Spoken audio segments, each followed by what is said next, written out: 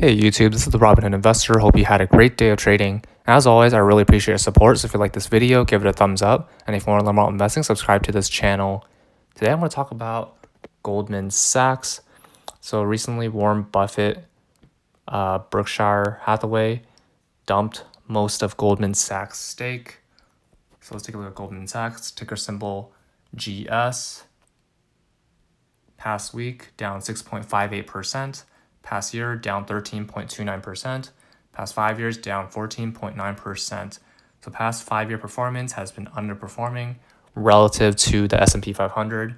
Scrolling down a bit, market capitalization is 59 billion. P ratio is 9.33 and dividend yield is $2. I think it's 2.91%. Going down a bit, as I mentioned, Berkshire Hathaway sold Goldman Sachs stocks, and that's probably because Warren Buffett doesn't have, considering Warren Buffett is a very long-term investor and is a fundamental value investor, he probably doesn't see it do well in the long term, especially with the recent circumstance, current climate. He doesn't have confidence in the company. Now looking at the analyst ratings, 25 analysts, 56% give it a buy, 44% give it a hold, 0% sell. Now what the bulls say is several of the company's primary US and European competitors had been forced to restructure.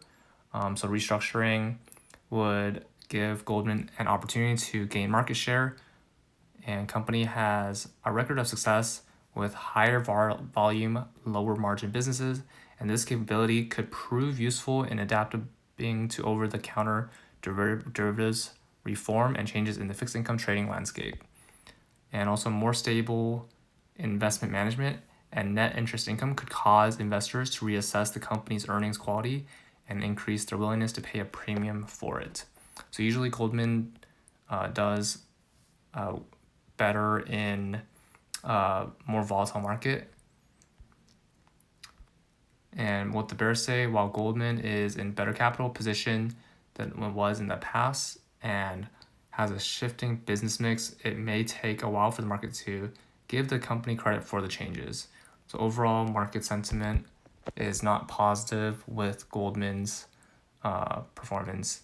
All else equal, lower leverage compared with the company's past reduces returns to shareholders, which is not good because shareholders want that consistent dividend income.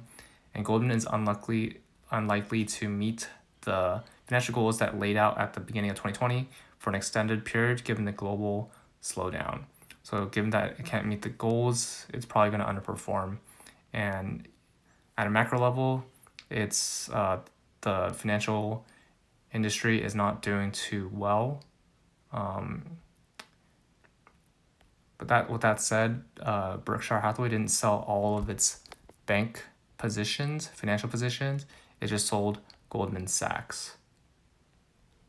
So that's all for this video. What are your thoughts on Goldman Sachs? Comment down below. Remember to use my referral links below, and both of us get $20 for using personal capital or free stock for using Robinhood. If you like this video, give it a thumbs up. And if you want to learn more about investing, subscribe to this channel. See you in the next video.